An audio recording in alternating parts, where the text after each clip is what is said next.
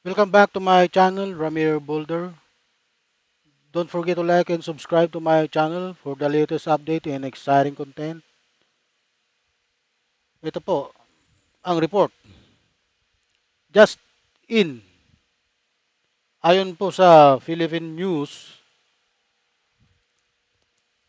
former Narvacan Ilocos Sur Mayor Chavit Singson and others complained to the Office of the Ombudsman of plunder and graft due to the alleged sale of land owned by the government.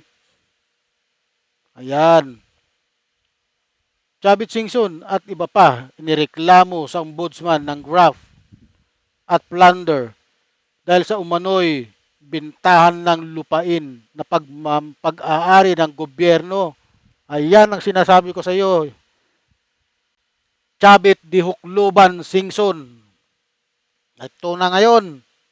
Akala ko ba dakdak ka ng dakdak, putak ka ng putak laban kay BBM na sinasabi mo mas worse pa siya sa tatay niya. O ito na, Chavit di Hukluban Singson. Ano, ang masasabi mo rito? Dinimanda ka ng mga kababayan mo. Oh, ha? Ngayon lang ito, October 20, 2025. Huwag mong sabihin hindi totoo ito. GMA News. Yan ang sinasabi ko sa iyo eh. Ha? Kung magsalita ka, akala mo napakalinis mong tao eh. Oh, ayan. Eh mayroon ka palang sabit eh. Oh, eh dati naman sumabit ka lang. Sumabit ka na dati nung panahon ni Erap. Nung hindi ka mapagbigyan ni Erap, bumaliktad ka dahil ang pinagbigyan niya si Atong Ang. Nagkaroon ka ng pagsiloso sa sobrang pagkasiloso mo, ayun, bumaliktad ka. Naging state witness ka ngayon. Yung kasalanan nyo ni Erap, nawala. Yung kasalanan mo, si Erap ang nagtuloy-tuloy. Nagdusa si Erap sa kulungan, pero ikaw hindi. Dahil nga, na-undergo ka sa witness protection program ng DOJ hanggang sa ikaw ay maging state witness, no? Naalala mo pa siguro 'yan. Kasi ikaw yung nag-traitor sa kanya, kay Erap eh. Ngayon inulit mo kay BBM. Hindi ka napagbigyan sa isang kahilingan mo kung ano-anong sinasabi mo kay Pangulong BBM ngayon. Ano? Nandyan na yung mas worse pa siya sa kanyang tatay. Ang sabi mo pa nga eh, akala mo lilinisin niya ang kanilang pangalan. Pero mas worse pala ang ginawa niya sa corruption. Hmm? Sigurado ka ba nakasama si BBM sa flood control anomaly? Ha? Chabit Diukluban Singson? Ha? Ngayon, tingnan mo, ikaw ang dinimanda ngayon. Sinong nagdemanda sa iyo? Huwag mong sabihin si BBM ang nagdemanda sa iyo.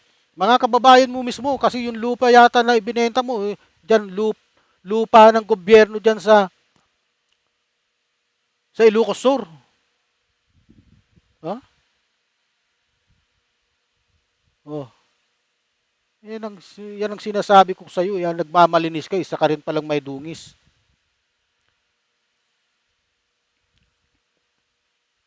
Ilang taon mo na? 84 ka na, di ba? Sumasawsaw ka pa sa politika. Eh kung nanahimik ka na lang, enjoy mo na lang yung kayamanan mo. Andyan pa yung panawagan mong huwag pumasok yung mga estudyante. Sino ka para manawagan ng ganun? Babayaran mo ba yung kanilang tuition? Binabayaran mo ba? Wala kang karapatang maghikayat ng isang rally, isang malakihang rally. Hindi mo ba nakita? Noong September 21 na nandun ka, binubu ka ng tao. Bu, bu, sabi sa'yo. Kasi nga, Ayaw sa style mo. Dahil dati ka rin corrupt nung nanunungkulan ka pa bilang gobernador, bilang mayor. Ha? Hindi ko lang alam kung naging congressman ka dyan sa Ilocos Sur. Eh. Isa ka ring ano eh, dynastiya eh. Di ba? Huwag mong sabihin sa akin hindi. Kasi ang mga nakaupo ngayon dyan sa Ilocos Sur, puro ka mag-anak mo. May anak ka, may pamangkin ka, may pinsan ka, may kapatid ka na nakaupo. Oh. Ginagawa yung business ang politika rito. Sa totoo lang, marami sa atin dito na ginagawang business ang politics. Nakakahiya kayo.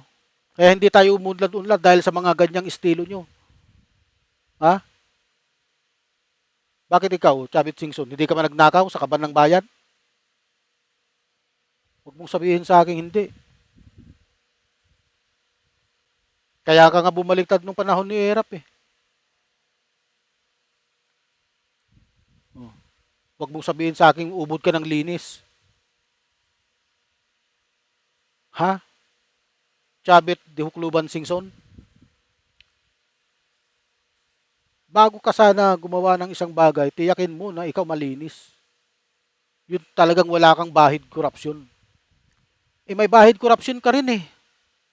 Ayan oh, Chavit Singson at iba pa, inireklamo sa ombudsman ng graft at plunder dahil sa umano'y bentahan ng lupain na pagmamay-ari ay na pag-aari ng gobyerno. Kaninong lupa yung binenta mo? Lupa ng gobyerno. Saan yan banda? Dyan sa Ilocos Sur? Ha, Chabit? Dukluban, Singson? Masyado ka kasi eh. Oh, eto na. Kaya mo kayang lusutan yan? Sa palagay ko, hindi mo kayang lusutan yan. Lalo na pag may ebidensya. Ibinenta mo yung lupa na dapat na pagmamay-ari ng gobyerno. Saan mo ibinenta?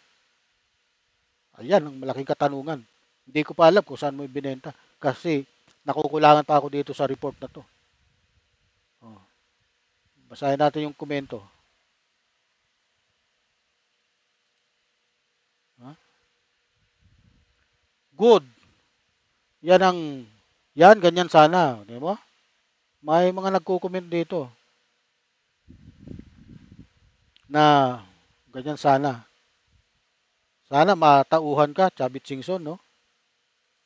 Dahil hindi lahat ay kaya mong udyukan.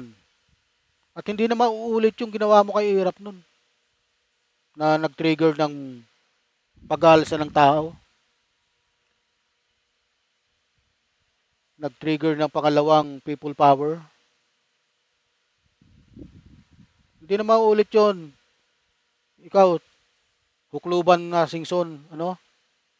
Kaya simula ngayon, i-hire mo na yung mga gagaling mong abogado. Kasi diretso na yan sa Sandigan Bayan, lilitisan ka na. Lilitisin ka na. Ha? Oh. Halakhak ngayon ng taong bayan sa iyo sa mga pinagsasabi mo ng mga walang katuturan. Kahit yung matagal ng patay na si Apo Lakay, si Makoy, idinadamay mo pa. Kinuha mo pa yung kanyang picture na sa Guinness Book World of Record, no? Bagklase ka ring matanda ka eh. Akala mo hindi ka papanaw. Alam mo kung ako sa iyo, Chabit, ayaw kong tawaging hindi ka talaga kagalang-galang bilang isang matanda eh.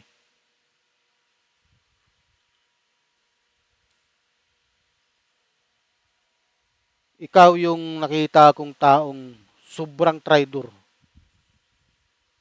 Hindi mo pinaglalaban yung bayan mo, sa totoo lang. Ipinaglalaban mo yung sarili mo lang. Kasi makasarili kang tao. Wala kang pakialam kahit magkagulo yun. Mas nasisiyahan ka, nakikita mong gumugulo ang gobyerno natin. Kasi nga, inggitero ka na, siloso ka pa. Yan ang sasabihin ko sa iyo. Chabit, Dihukluban, Singson. No? Okay. Hanggang dito na lamang po ang vlog kong ito. Ano po ang inyong comment? Bahala na po kayo, mag-comment kayo. Ano? Marami pong salamat sa inyo at mabuhay po kayo.